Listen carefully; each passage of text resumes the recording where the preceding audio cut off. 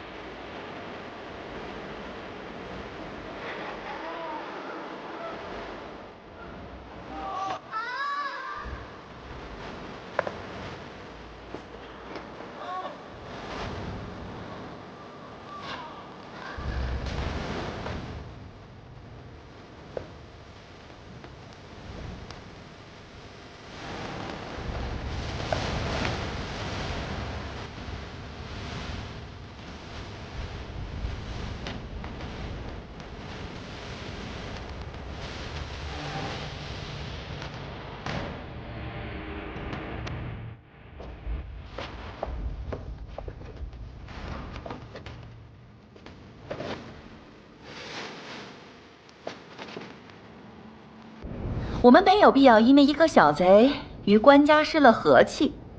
孙堂主，你说是不是啊？少主到。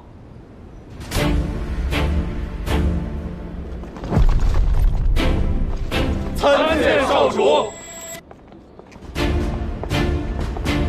这就是3年前血洗金水帮的银玉楼少主吗？从没露过面呢。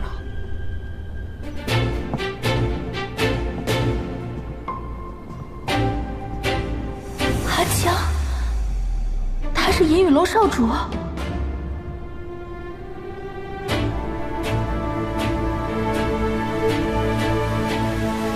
是你杀的杨采薇。是我。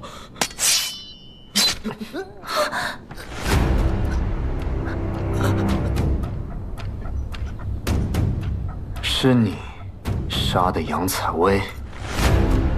是我。陈香主这几个手下，一个比一个贪生怕死，你竟这般有骨气的出来硬扛，看来是被人拿捏了短处。那你可就得想清楚了，到底是得罪了他们危险，还是得罪我更危险？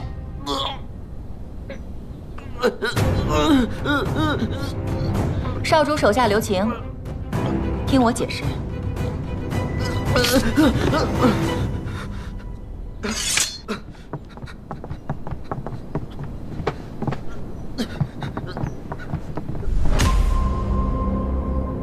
原来是你啊！这百花宫何时开始帮县衙做事了？少主，这也不能怪我呀。前几次宗法大会，你都没有出面，只是派人传话，说要对付潘大人，让我们不要插手。可潘大人毕竟天下闻名，又有郡主做靠山，我担心少主年轻气盛，要真把事情闹大了，恐怕我们4大宗族在河阳的根基都会受到影响。所以我想牺牲一个叛徒的下人，去换得争端平息，大家和平相处。少主，你不会怨我吧？没想到公主这般为我考虑，那我自然还是要谢谢您老人家了。少主客气。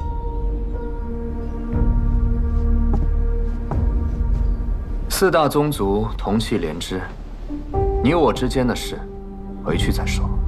而现在我正好有点私事，要与潘大人相谈。糟了，阿江定是认为我被潘越杀了，怎么办？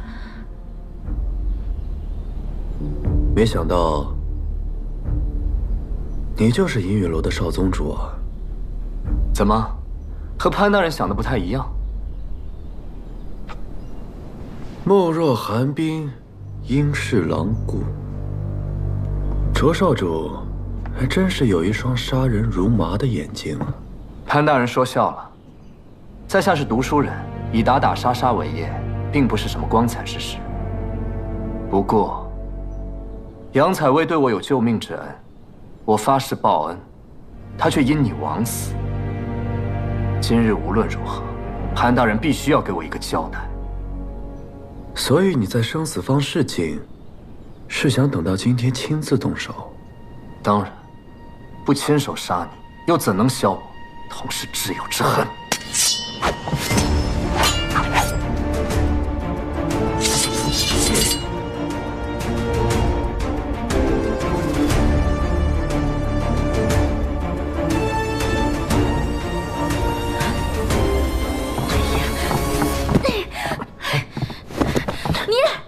你这个有2两热血就上头的混混，你少在这撒泼！你别以为你什么都知道，我警告你啊！你要是敢冤枉好人，滥杀无辜，你那死去的朋友，他从地底下，他爬都会爬出来找你算账。上官芝，你先别说话。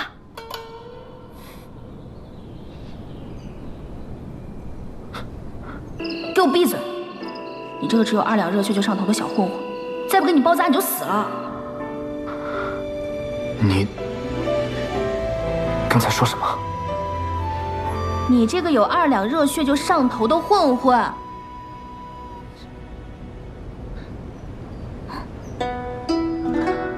我杨姐姐对我可好了，兰花节就是她教我打的。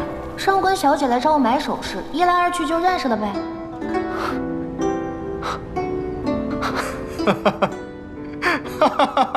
阿江又发什么疯啊？你到底认没认出我啊？上官小姐，果真是胆色过人。方才的一番直言，振聋发聩。刚才确实是在下鲁莽了。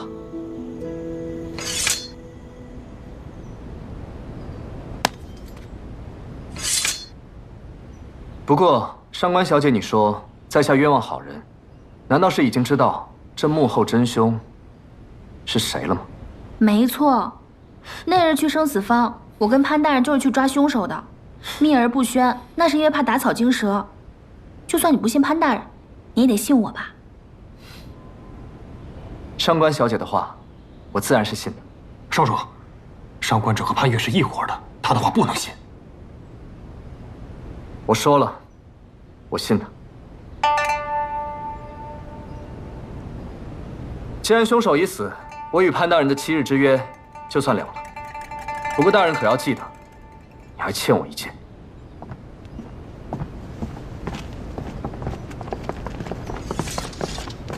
不是走了？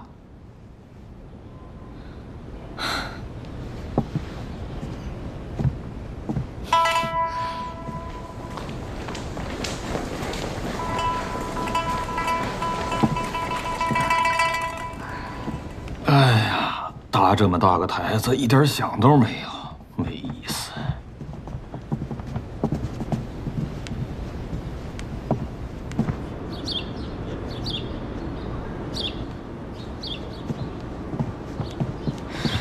我刚才那么一闹，他定然又会嫌我多事，说不定还会以此为借口赶我出县衙。不行，我得想想办法，先发制人。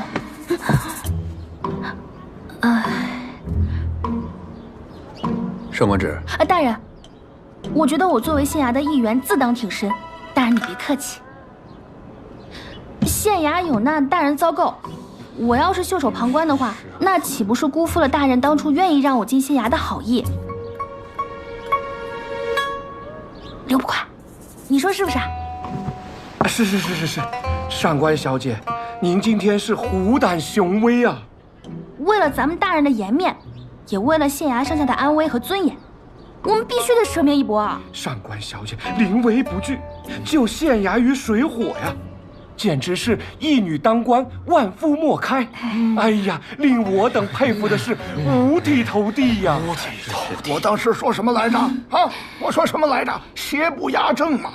你别看他银玉楼他狂还能狂得出咱们上官小姐和潘大人的手掌心儿吗？是，严重了，严重了。如此说来，我还应该谢谢你了，是吗？我是大人的属下，所以这是我分内的事情。你还清楚自己的身份啊？是谁让你当众在公堂之上说出凶手之事？又是谁让你当众与那卓兰江发生冲突的？想要留在县衙，就该弄清楚自己的身份。若你再这么自作主张，以身涉险，我马上让阿泽把你丢回上官府。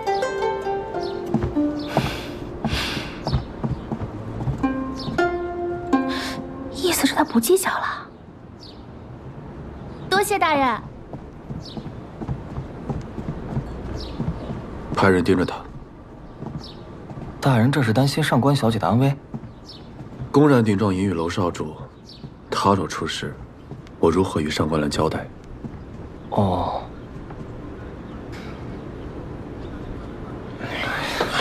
李胖，李胖，你干嘛呢？怎么还不开饭啊？嘿，李胖，李胖，干什么呢？李胖，这饿死不成啊！哎呦，我去好了！哎呦，这是怎么了？这是？去看一下，去看，走。啊，这定是卷了采买的银子跑了呀！哎呀，我就随便说一说，他还真跑了。那关键咱们中午吃什么呀？对呀，哎呀，对呀，饿着我们不要紧，饿着上官小姐事儿可就大了呀。是我饿一顿没关系，我习惯了。那怎么能行呢，小姐？我自己的小姐，我自己来照顾。哎，行吧，我可以。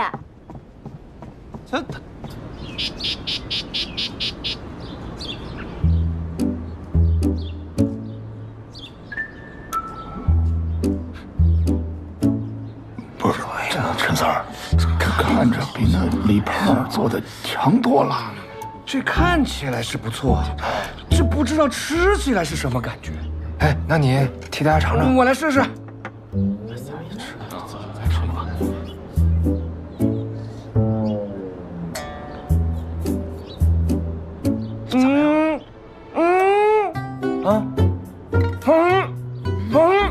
还有你看姑娘，你给人做熟人下凡啊！是啊，我尝尝。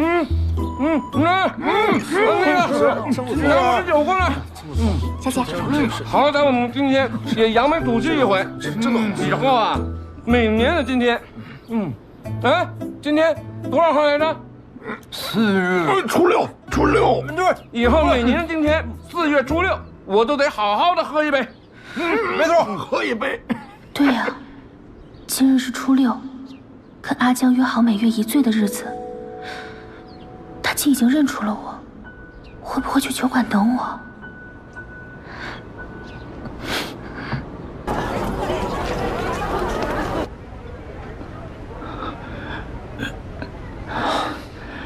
周少主，这个是10年陈酿的黄蜂，您慢用。不必了。少主，这是小店最好的酒了。我以前喝什么，现在还喝什么。还有，以后不要叫我少主，就当做不认识我。是。回来，酒拿走。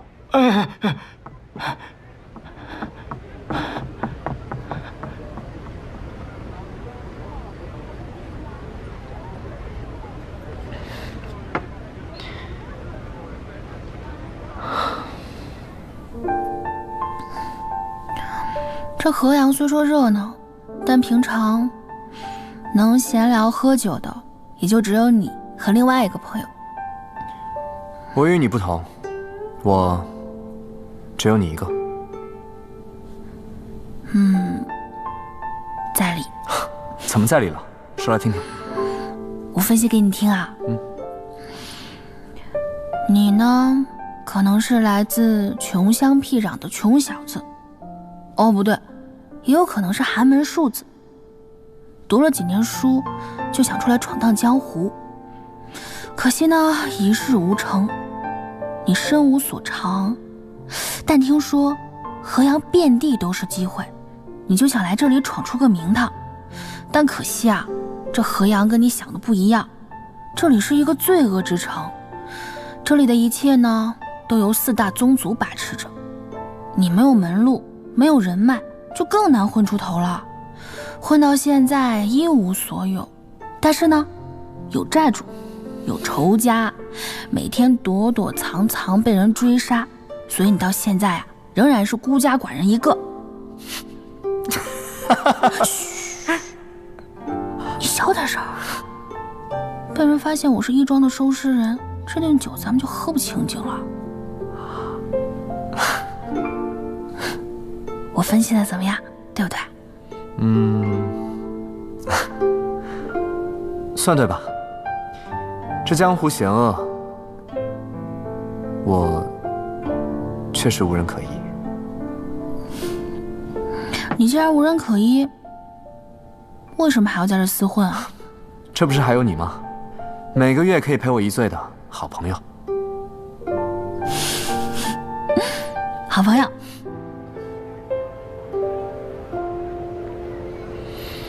少主，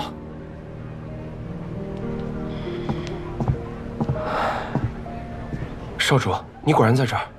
何事？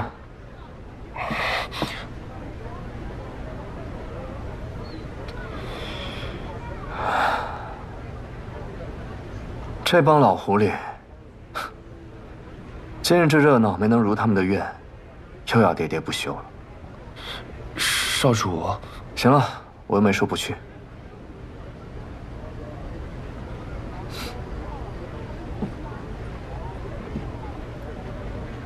小二，哎，这壶酒留着，一会儿自有人来喝。公子，这壶酒凉了，我给您换壶热的吧。他说过，酒凉沁人心，就这么放着吧。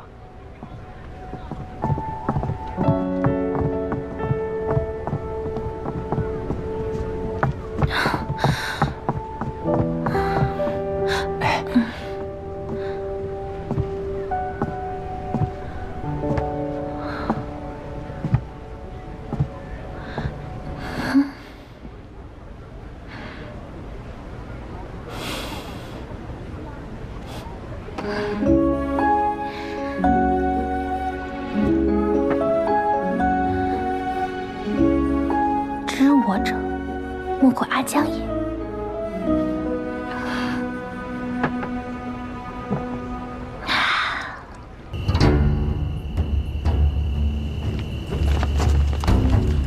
少主。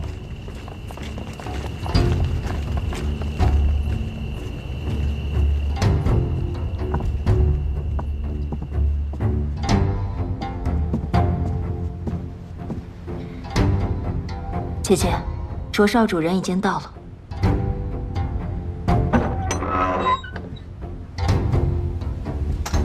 各位前辈，什么事情非得让我来啊？这白天还没见够。哎，你白天不是说了吗？自己家的事儿回头论。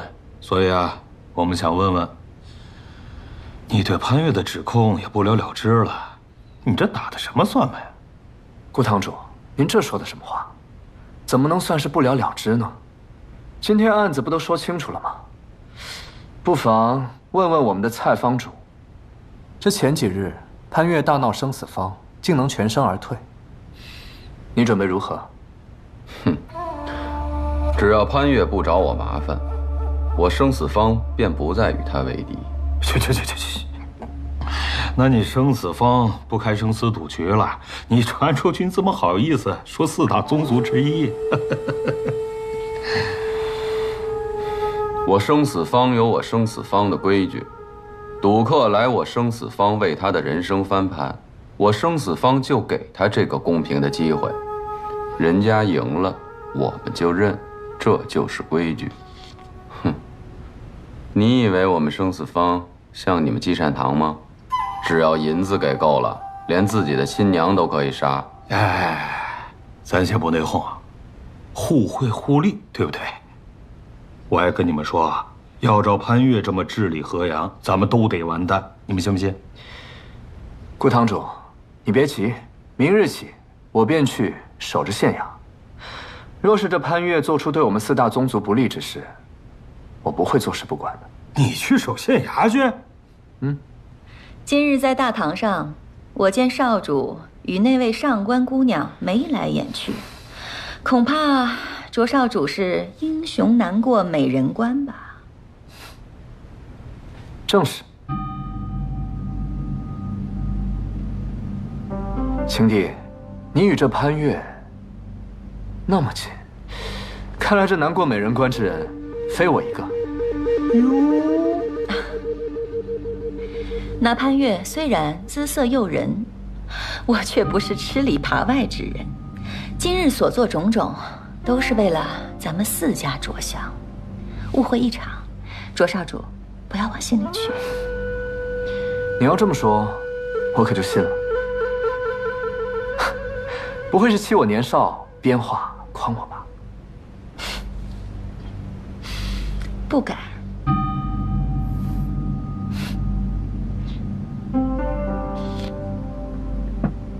行了，我回去睡觉了，各位自便吧。哎，怎么这就走了呢？切！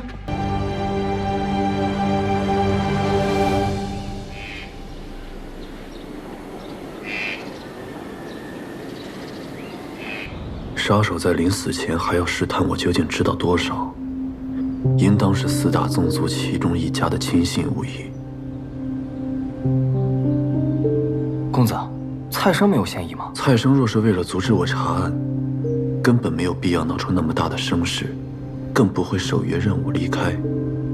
看那杀手的反应，也应当不是银雨楼，但尚不能完全排除。青帝亦敌亦友，动机叵测，只有积善堂没有打过交道了。阿泽，你派人去盯一下，看看积善堂最近有什么动静。是。等等，上官芷怎么样？他昨日一个人出去喝酒了，一路上都很安全，没什么异常。去吧。是。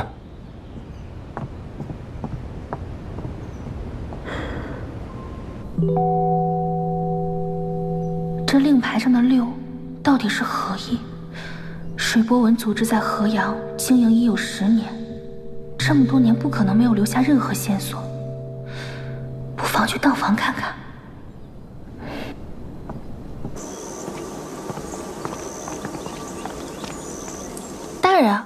还真是执着。彼此彼此。大人，您先请。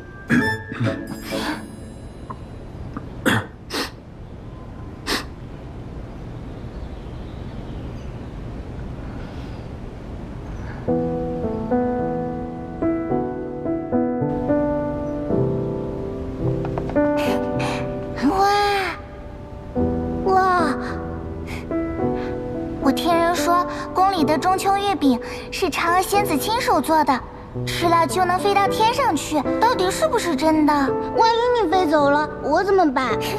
傻子，我肯定也会带着你一起呀。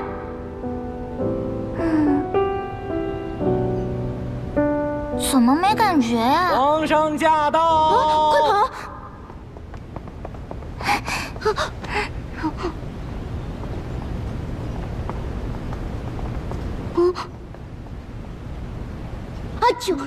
有刺客，保护皇上！嘘。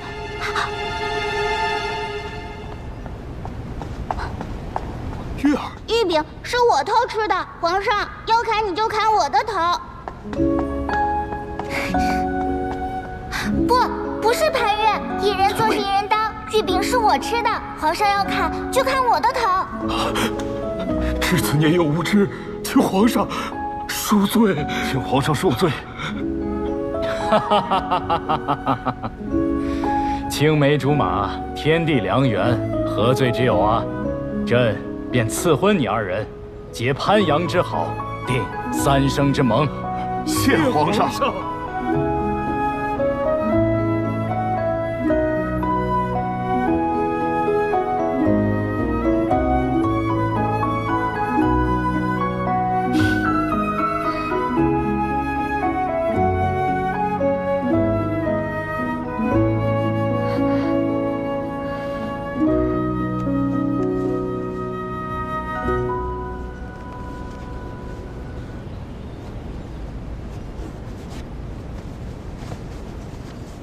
没想到，河阳积压了这么多悬案，这些卷宗的背后，不知有多少含冤受屈的百姓。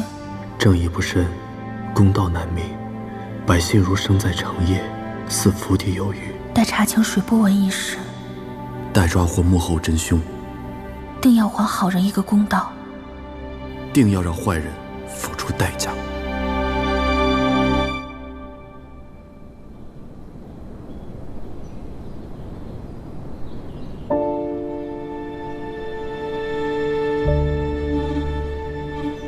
杨采薇，杨采薇，杨采薇，少主，少主，打听到了，杨姑娘她死了。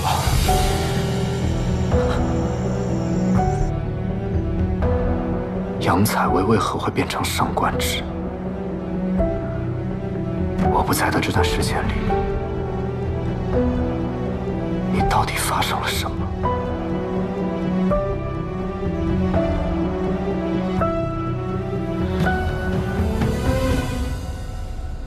阿福，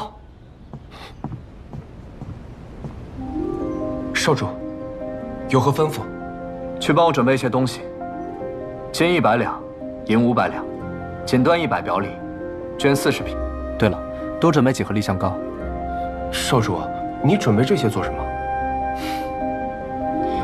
我要确保一人永远无法再从我的世界里消失。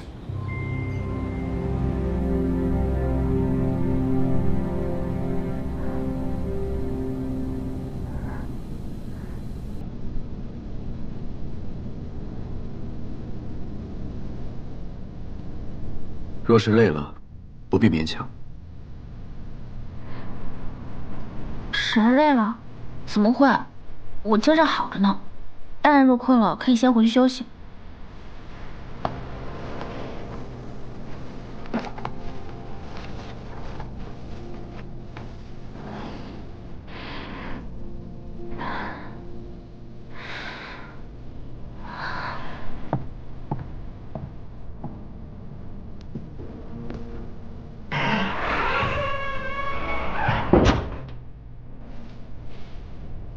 谢谢大人。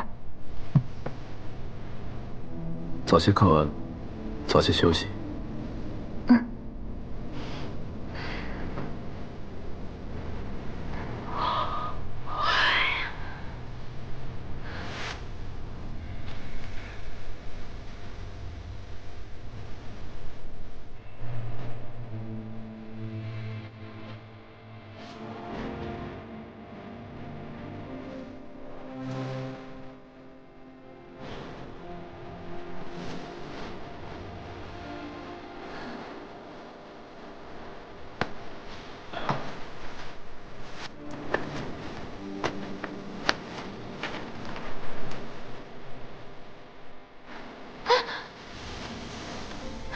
你看这儿，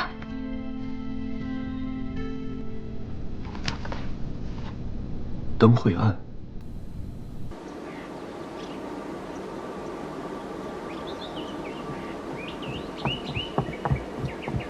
大人，问你一事，河阳有一至今未破的悬案——灯会杀人案，你可还记得？记得，当时此案闹得沸沸扬扬，正是属下经手调查。我看卷宗上记载，在凶案现场有发现一块令牌，那令牌如今何在？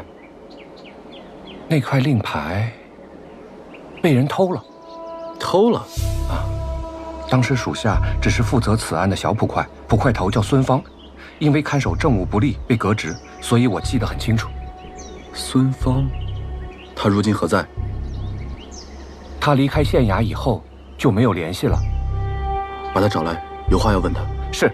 等等，此事低调，切莫声张。明白。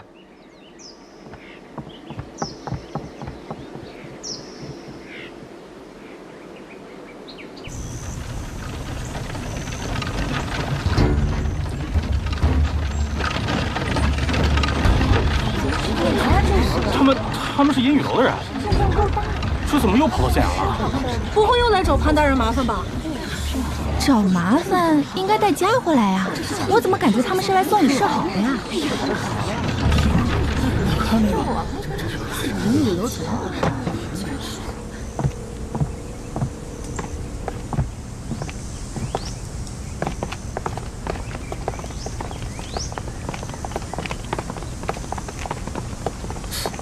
他又来这里做什么？不知道啊。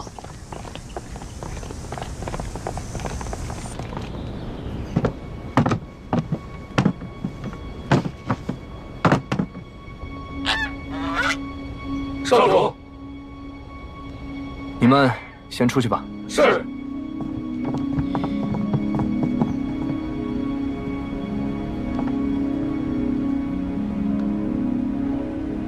阿福，把桌子往外拖一下。是。就这样吧，阿福，你也先出去。好。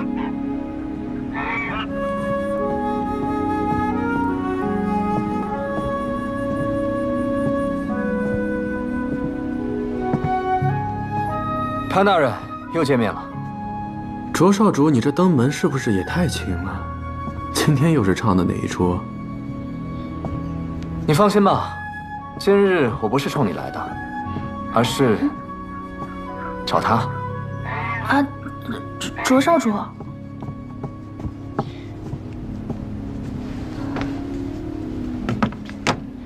昨日上官小姐临危不惧的身姿，令我见之不忘，思之如狂。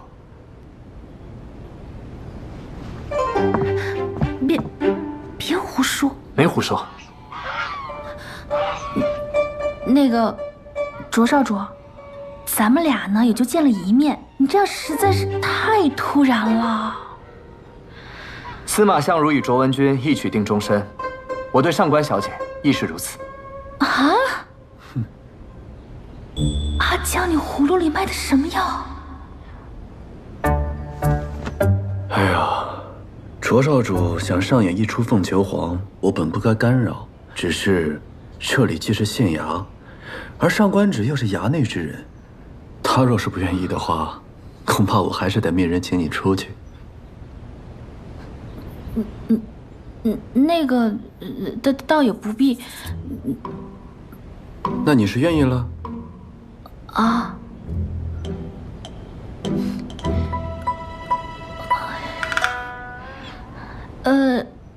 卓少主，我跟你呢虽然也是一见如故，但是我上官芷对感情比较喜欢那个细水长流，咱们先做朋友，多了解了解，其他再说嘛。好，上官小姐愿意给我这个机会，我也是受宠若惊。上官小姐，你从京城而来，河阳很多好吃的，定是还没有尝过。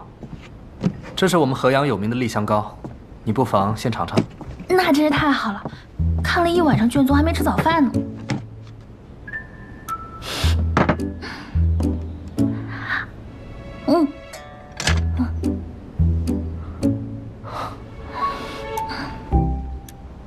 不会吧？我们名满天下的潘大人，竟会如此苛待下属？自是比不上卓少主笼络人心的手段啊。不过这里既是县衙，那自然有县衙的规矩，当然不是些寻常的江湖帮派可比的。谢了。潘大人，你误会了，我对你，还有这个县衙，是一点兴趣都没有。我是怕自己心爱之人在此受委屈，我就给你拿水。对了，卓少主前几日在公堂上说，杨采薇是你的救命恩人。他没和你说过？看来他对你还是有所保留。他既然答应嫁给我，那我们自是两心相悦。会不会是你对他来说无足轻重呢？这很难说吧。哼。唉，杨采薇啊，杨采薇，若是你泉下有知，能否指点我一二？你到底是恨他，还是信他？需不需要我为你出这一口恶气？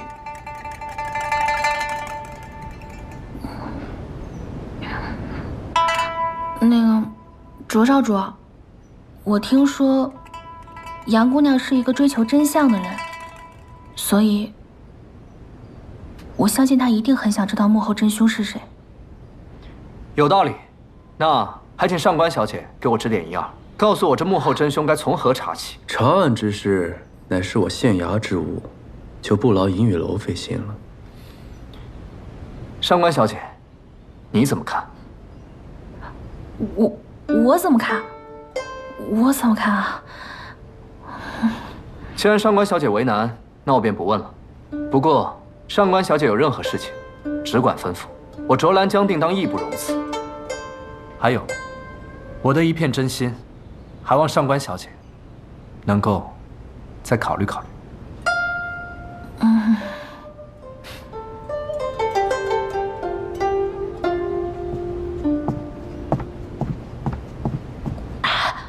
我真不知道他今天来。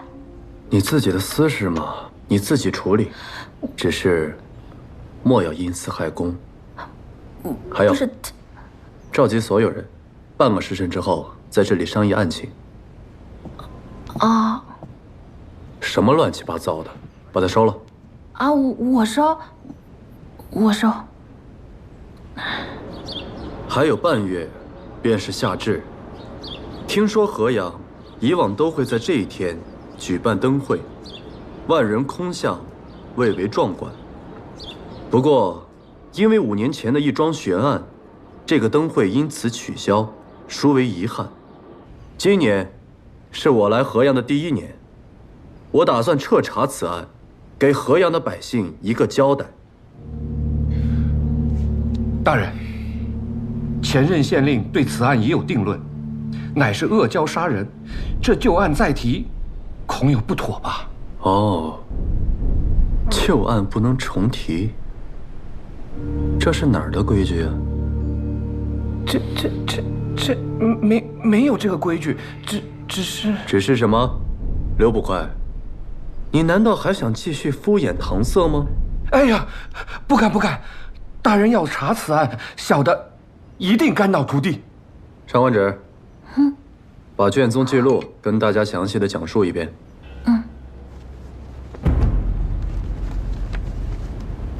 河阳傍水而建，传说水里潜有恶蛟，因受伤没有化龙入海，恶蛟状如蛇，手如虎，长至数丈。看见岸边嬉戏或行舟之人，会将人拖至水边，吮其鲜血，血尽方止。故而每年夏至，河阳举办盛大灯会进行祭祀，祈祷恶蛟飞升化龙，不再危害河阳。灯会渐渐演变成老少尽欢的一个节日。然而，5年前，灯会上发生了一桩凶案。尸体于河边树林发现，经仵作验尸判断，是枪血窒息而死。伤口在天突穴，深2至3寸，就像被野兽的利齿所伤。但奇怪的是，伤口切面平整，且呈蓝紫色，而伤口周围却肤色苍白，没有一丝血痕。现场没有发现拖拽或者搏斗的痕迹，死者似乎没有任何抵抗。官府查了一番，没有结果。孰料第2年灯会，又死了一个人，死状与1年前的死者别无二致。此后流言四起，人们都说是恶蛟所为，他勾魂吸魄，让看中的猎物自行来到偏僻处，然后噬人鲜血，致人死亡。此事影响越来越大。第3年灯会，县令派出大量人手潜伏人群，试图抓捕凶手。本以为万无一失，可是当天却接连死了3个人。发现尸体的地方虽然偏僻，但距离热闹处不足10丈。灯会上的游人却没有听到任何的打斗喊叫之声，百姓们愈发觉得此事非人力所为。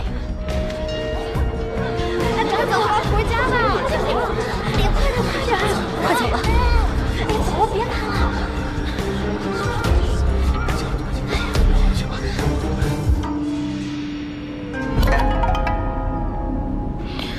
从那之后，恶蛟嗜血的说法也就甚嚣尘上。去年开始灯会停办，案件的调查也不了了之。大人，这个事儿我能证明。当年在案发的时候，既没有明确的动机，也没有确凿的线索，整个案件特别诡异。这确实不像。行了，我不相信所谓恶蛟杀人这种无稽之谈。如果有，那更好，扒了他的皮，做成灯会上最醒目的天灯。还愣着干什么？分头去查问死者的家人、证人，还有报关者，再查看卷宗有无遗漏的线索，然后回来汇报。是。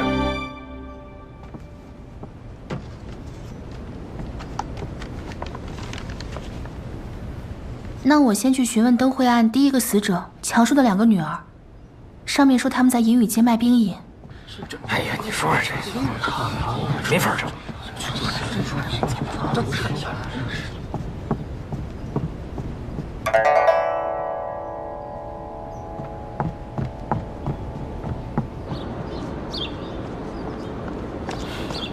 上官小姐，要去哪儿？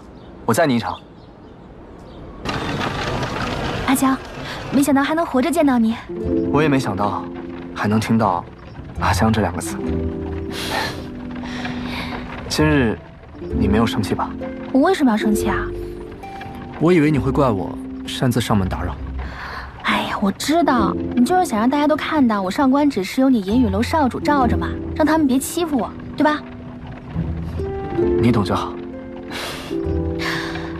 但是你以后别搞那么大阵仗了，那不知道的还以为你真对我一见钟情呢。如果是真的，你可愿意？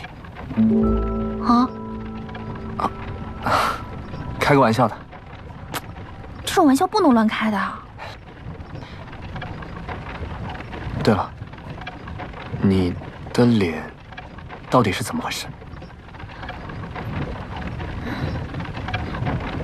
这件事情是因为上官芷，她为了嫁给潘越，让巫医强行将我变成这样，却不想自己竟在婚礼上丧命。我为了找出幕后真凶，只能借用他的身份回到县衙。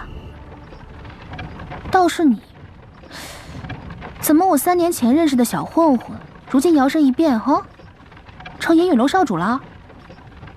所以你愿不愿意跟银雨楼的少主做朋友呢？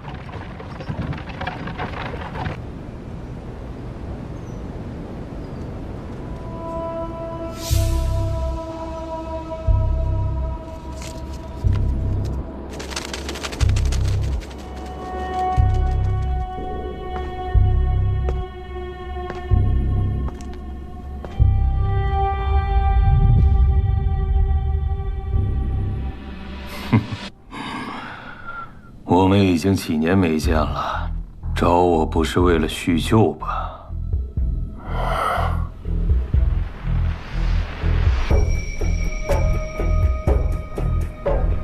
为了